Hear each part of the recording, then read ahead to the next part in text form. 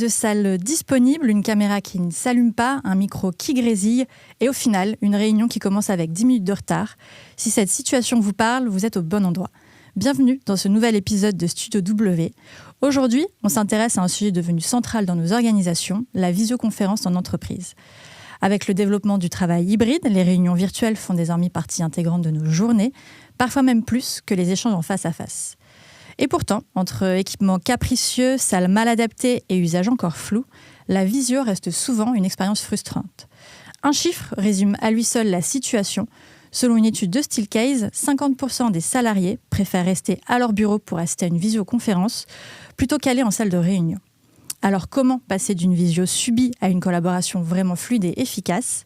Pour en parler, j'ai le plaisir d'accueillir Nathalie Cara, responsable environnement de travail chez Manutan, qui a justement repensé ses espaces de réunion pour répondre à ces nouveaux usages. Bonjour et merci d'être avec nous. Bonjour Julie. Pour commencer, remettons un peu de contexte. Aujourd'hui, quelle place occupe selon vous la visioconférence dans le quotidien des entreprises ? Est-ce qu'on peut dire finalement que c'est devenu la norme, y compris quand on est physiquement au bureau ? Je crois qu'on peut dire effectivement que la visioconférence est la norme dans les entreprises.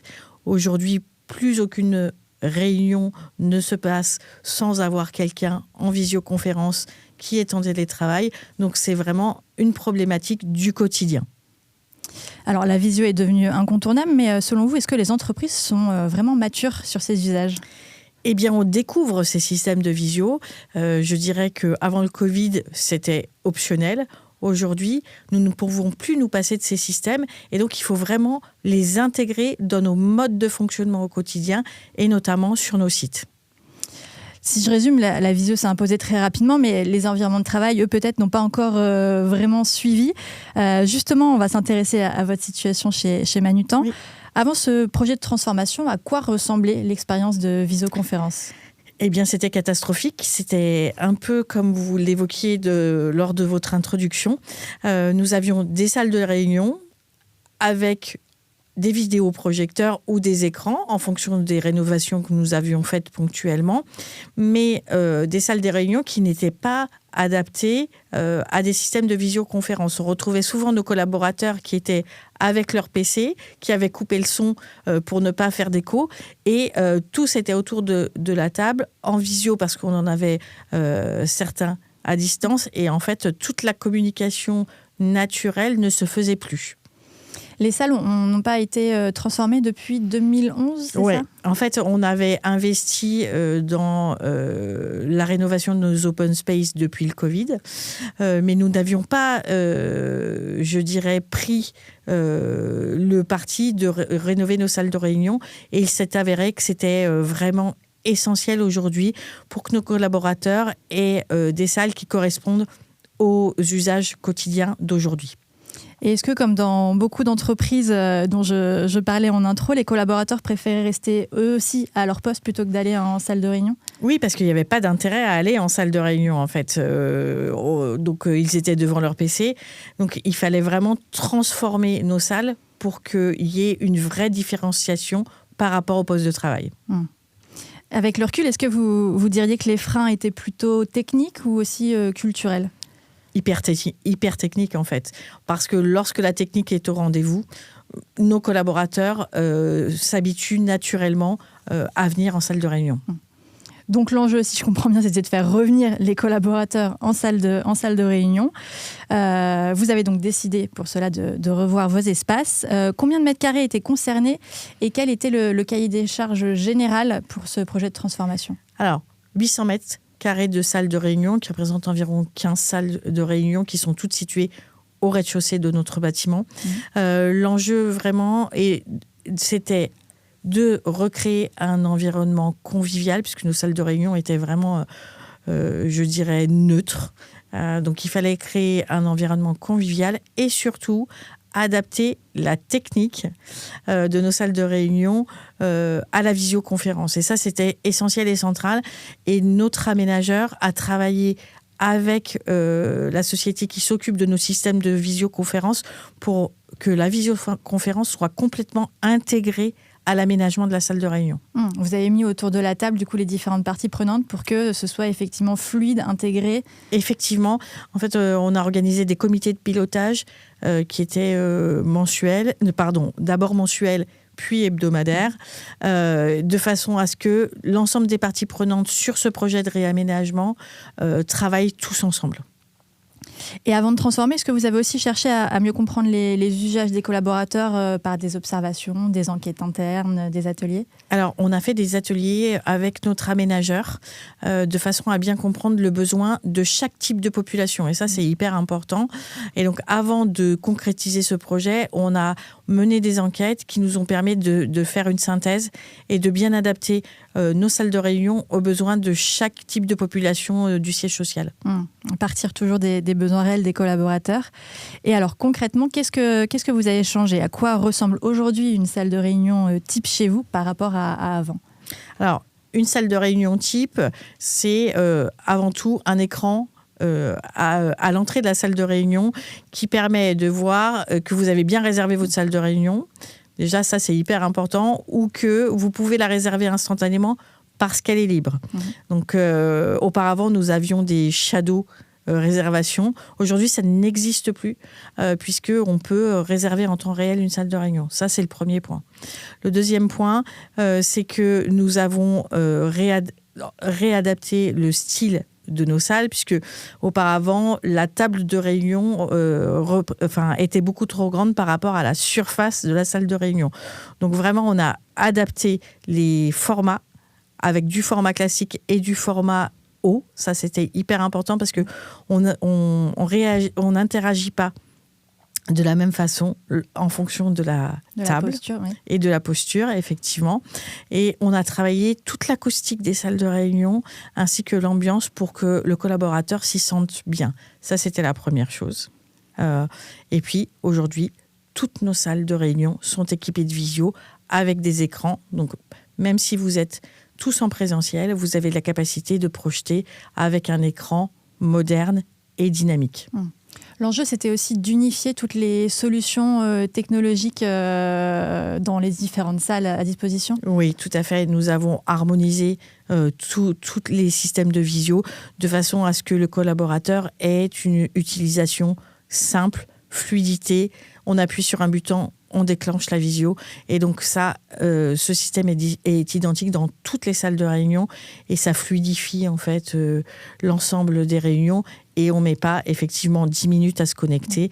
On sait qu'on a les mêmes usages dans toutes les salles de réunion.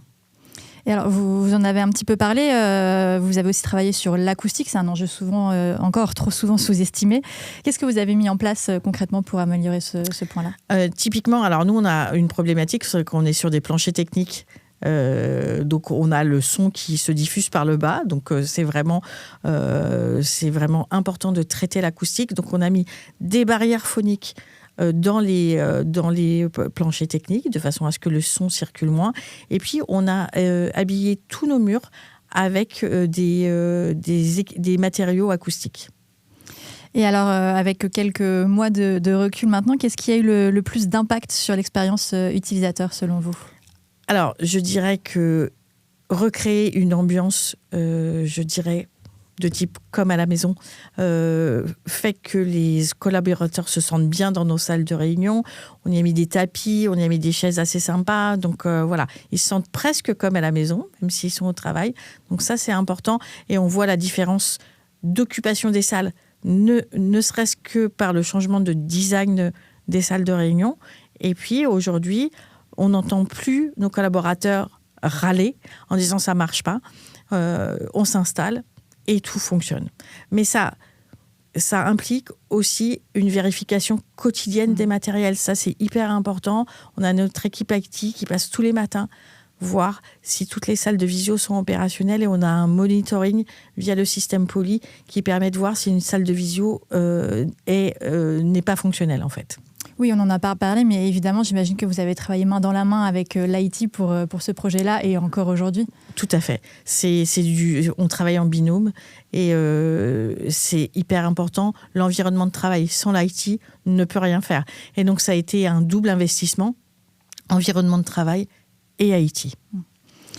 Et alors, plusieurs mois après les transformations, qu'est-ce qui a changé concrètement pour les équipes ? Vous le disiez, vous les voyez plus revenir en salle de réunion, c'était l'enjeu de départ. Tout à fait. Moins de collaborateurs qui restent à leur poste du coup pendant les visios. Le taux d'usage a réellement augmenté ? Alors oui, je pense. Alors ça, j'ai envie de dire que c'est instinctif puisque mon bureau est finalement proche des salles de réunion. Et c'est vrai qu'aujourd'hui, les salles de réunion sont occupées et réellement occupées. Je dirais qu'auparavant, on allait sur Outlook, on réservait une salle de réunion, on regardait ce qui se passait en salle de réunion. Les salles de réunion étaient à moitié vides. Aujourd'hui, elles sont occupées pratiquement en permanence, sauf le vendredi. Là, on a tout loisir de réserver une salle de réunion. Est-ce que les usages ont évolué naturellement ou est-ce que vous avez dû accompagner le changement, les équipes ?